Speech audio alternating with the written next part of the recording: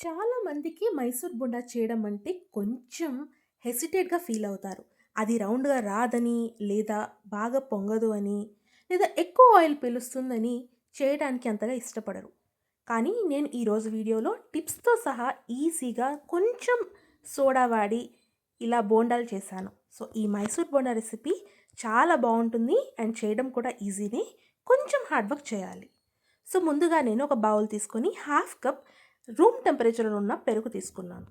ఇందులోకి నేను పావు టీ స్పూన్ వరకు వంట సోడాని వేశాను. కరెక్ట్‌గా పావు టీ స్పూన్ తీసుకోవాలి. సో, మెజరింగ్ స్పూన్ లేకుండానే చూపిస్తున్నాను. ఇప్పుడు మనం దీన్ని బాగా బీట్ చేయండి. సో, మనం ఎంత బాగా బీట్ చేస్తే మన బోండాలు అనేవి అంత ఫ్లఫీగా వస్తాయి. సో, కొంచెం హార్డ్ వర్క్ అయితే చేయాలి. సో, ఎంతవరకు బీట్ చేయాలి అంటే మంచి క్రీమీ టెక్స్చర్ అయ్యేంత వరకు మనం దీన్ని బీట్ చేయాలి. తర్వాత ఇందులోకి ఒక పెద్ద స్పూన్‌తో ఆయిల్ వేసాను. ఇలా ఆయిల్ వేసిన తర్వాత మళ్ళీ సేమ్ ప్రాసెస్‌ని రిపీట్ చేయండి. ఇలా 2-3 మినిట్స్ ఆపకుండా ఒకే డైరెక్షన్‌లో బీట్ చేయాలి.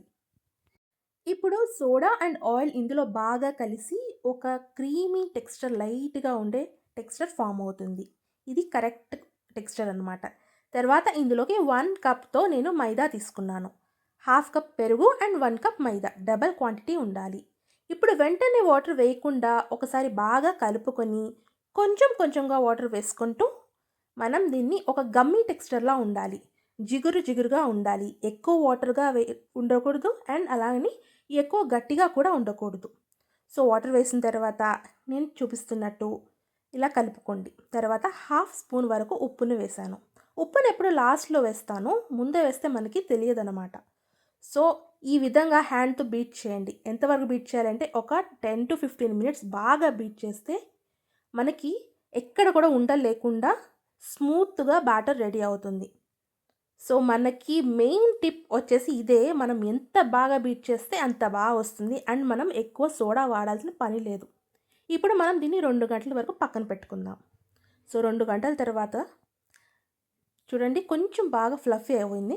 అందులోకి పచ్చిమిర్చి అండ్ కరివేపాకు, కొంచెం జీలకర్ర అండ్ నచ్చితే ఉల్లిపాయ తురుము కూడా వేసుకోవచ్చు. ఇప్పుడు మళ్ళీ దీన్ని మనం ఒక 2-5 మినిట్స్ వరకు ఆపకుండా ఒకే డైరెక్షన్‌లో మళ్ళీ బీట్ చేయాలన్నమాట.